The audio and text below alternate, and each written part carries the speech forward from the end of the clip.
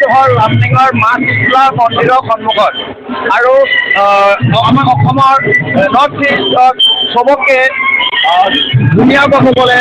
আমাৰ ইয়াত লামডিঙৰ মা শীতলা পূজা ইয়াত দেখা পোৱা গৈছে আৰু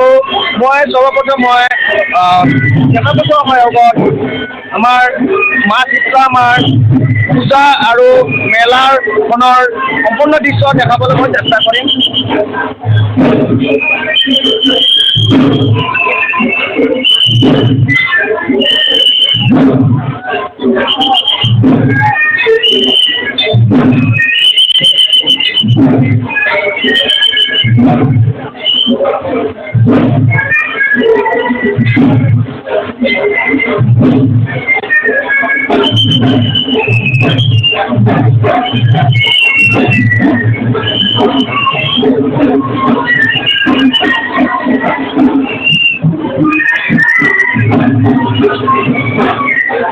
হয়, ইয়াত চাব পাৰিছে আপোনালোকে